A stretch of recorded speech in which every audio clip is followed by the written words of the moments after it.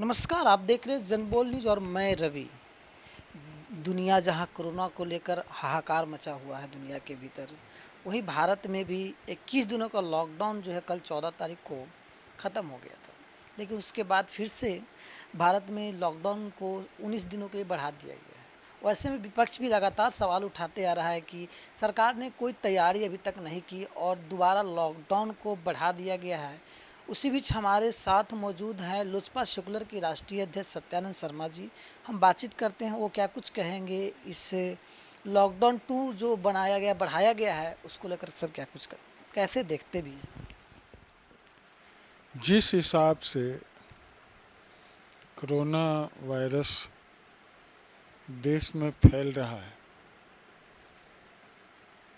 और उसकी संख्या दिनों दिन बढ़ती जा रही है, मरने वालों की भी संख्या बढ़ती जा रही है, तो वैसी परिस्थिति में लॉकडाउन का बढ़ाया जाना, इसके समयावधि को बढ़ाया जाना जनहित में है, राष्ट्रहित में है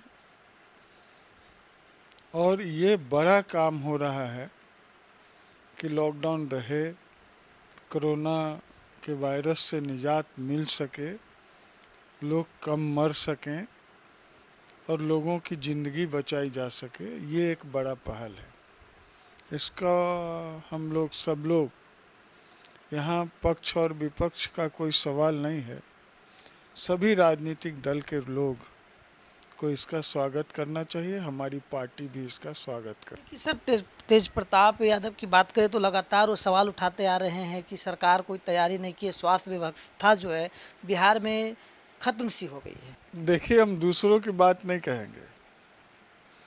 तेज प्रताप क्या कहते हैं, नीतीश जी क्या कहते हैं, ये कोई बड़ा सवाल नहीं है। सबसे बड़ा सवाल है कि लोगों को कैसे बचाया जाए। दो तरह से लोगों को बचाने की ज़रूरत है, एक कोरोना के संकट से और दूसरा भूख के महामारी जैसी जो स्थिति हो रही है, दोनों से बचाने की ज़रूरत है। लोग कहा कि हम लॉकडाउन में घर में रहेंगे तो भूखों मर जाएंगे, भूख से मर जाएंगे, और लॉकडाउन में नहीं रहेंगे तो कोरोना से मर जाएंगे। ये दोनों तरह का जो है आफत गरीबों के लिए सबसे ज़्यादा प्रभावकारी है और उससे गरीब सबसे ज़्यादा विचलित हो रहे हैं, परेशान हो रहे हैं और उनकी परिस्थिति दिनों दिन बद से बदतर होती जा रही है। हम नहीं कहते हैं कि सरकार ने इंतज़ाम नहीं किया है। सरकार की घोषणाएं रोज़ व रोज़ हम देख रहे हैं। प्रत्येक व्यक्ति को 1000 रुपया देंगे, राशन कार्ड धारक को 3 महीने का अनाज देंगे, घर घर तक अनाज पहुंचाया जाएगा। ये सब बातें अभी तक अखबारों तक सीमित है और पेन एंड पेपर तक सीमित है। सरजमीन पर 5% से ज़्यादा सार्थक ढंग से अभी तक नहीं उतरा है। 3 दिन तक लगातार प्रयास करने के बावजूद भी डीएम भोजपुर से बात नहीं हो सकी। अत्यंत दुखद बात है। लॉकडाउन में आप समझिए, जहाँ गोठौला गांव गरीबों का, वहाँ बड़ा आबादी है और वहाँ लोग दाने दाने को तरस रहे हैं और वहाँ का पीडीएस का दुकानदार पूरा सामान उठाए और बाज़ार में बेच दे, गांव के लोग शिकायत करें, कुछ नहीं हो, तो ये अत्यंत दुखद है। आप पीडीएस की बात करते हैं, हम खुद सरकार में रहे हैं, हम खुद जानते हैं पीडीएस का लूपहोल्स कहाँ कहाँ क्या क्या है। आज भी आप क्या समझते हैं एक पीडीएस धारी क्या क्या करता है? और ज़रा सा कुछ दबाव डालिएगा तो लंबा आंदोलन करेगा। आप समझ रहे हैं। आज भी आप छोड़ दीजिए गांव की बात, देहातों की बात छोड़ दीजिए, पटना शहर का मूल्यांकन करिए, दानापुर से लेकर के और पटना सिटी तक, फतुहा तक का मूल्यांकन करिए। आज भी फतुहा के बरुना गांव से लोगों ने हमको फ़ोन किया कि सर कुछ भी सामान नहीं मिल रहा है, सरकार कहती है कि 3 महीने का खाने का अनाज देंगे, एक छटाक भी नहीं मिला है।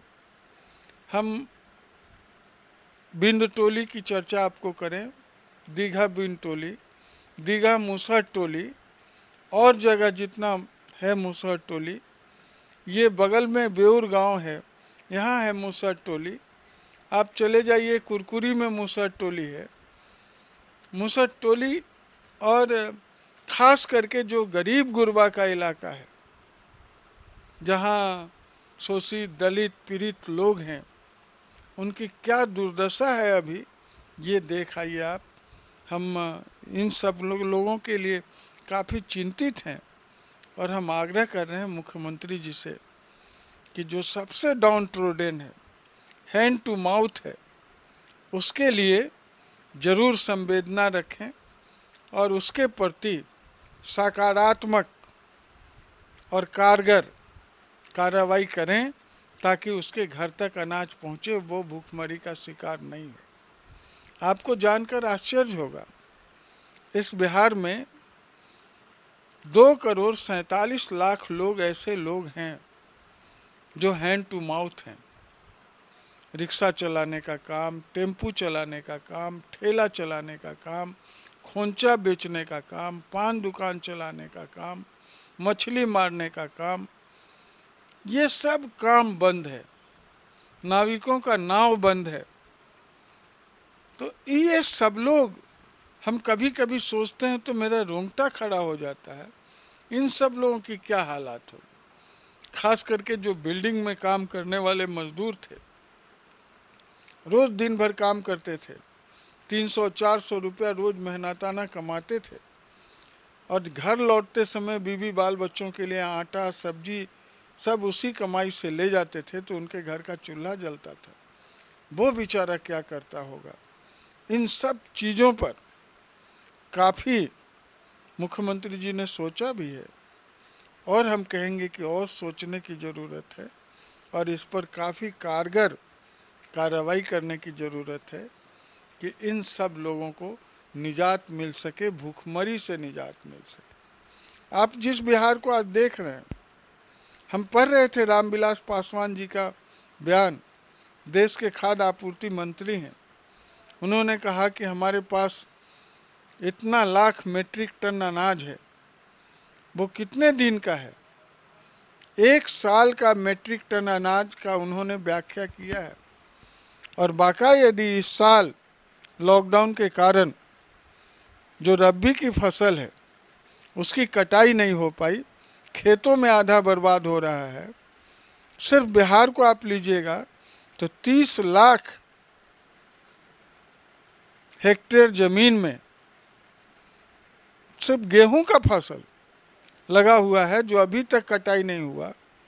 मक्का की फसल देखिए पूर्णिया, कटिहार, इस सब इलाके में, तो उसकी क्या दुर्दशा है। ओलावृष्टि के कारण दलहन का फसल गया, अभी फिर रबी का फसल चला जाएगा, तो क्या बचेगा फिर। कल जो खाद्यान्न का भंडार है सरकार का, उस भंडार में अनाज कहाँ से जाएगा और लोग कल फिर भूखमरी का शिकार नहीं बनेंगे, तो दूसरा विकल्प क्या होगा। इस स्थिति में सर एक सवाल ये भी है कि भारत सरकार जो है विदेशों में निर्यात भी गेहूं का की है। देखिए, आयात निर्यात करना भारत सरकार की पॉलिसी है, लेकिन हम निर्यात करें आयात करें, सबसे पहले राष्ट्र हित को ध्यान में रखें और अपने राष्ट्र के लोगों का ध्यान रखें कि हम उनके लिए कम से कम 3 साल तक का अनाज सुरक्षित रखें। आज से नहीं, सरकार का ये बहुत पुराना पॉलिसी है जो 66-67 में अकाल पड़ा था कि विदेशों से जिनोरा और मकई आता था, उसको खाकर लोग जीवन व्यतीत करता था। उसके बाद जो पॉलिसी बनाई गई कि भारत का भंडारण मजबूत होना चाहिए कि 3 साल तक कोई विपदा आए, आपदा आए, तो ऐसी परिस्थिति में हमारे देश के लोग भूख नहीं मरें, इसका ध्यान भारत सरकार को रखना है। और हम खास करके कहेंगे कि इसका ध्यान केंद्रीय खाद्य आपूर्ति मंत्री रामविलास पासवान जी और भारत के प्रधानमंत्री श्री नरेंद्र मोदी जी इन सब चीज़ों का भी ध्यान रखें, इन सब चीज़ों का भी मॉनिटरिंग करें। अभी फसल की कटाई कैसे हो, रबी कैसे किसानों के घर तक पहुँचे खेत से, इसका उपाय करने की ज़रूरत है। और इसमें बिहार के कृषि मंत्री प्रेम कुमार जी से भी हम आग्रह करेंगे कि बिहार में रबी की कटाई हो जाए और अनाज किसानों के घर तक पहुंच जाए, ये बहुत ज़रूरी है। अन्यथा हम आज भी कह रहे हैं, सावधान हो जाए पूरा देश, रबी का फसल गया तो फिर भारी विपदा का सामना देश को करना पड़े। जैसा कि आपने सुना कि इस आपदा की घड़ी में गेहूं का जो भारत सरकार ने विदेशों में निर्यात किया है और भारत के भीतर, बिहार के भीतर रबी फसल का न कट पाना, खेतों में धान गेहूं का रह जाना, कहीं ना कहीं एक दिशा आपको दिखाने का काम कर रहा है कि देश में अकाल की स्थिति बनने की संभावनाएं हैं। इसके लिए राष्ट्रीय अध्यक्ष जी ने भी साफ तौर पे कहा है कि इस पर ध्यान देने की ज़रूरत है, ताकि किसानों का जो खेतों में अन्न है वो घर तक पहुँचे और देश जो है समृद्ध बने। पहले से भी आगे बने रहिए जनबोल न्यूज़ पे।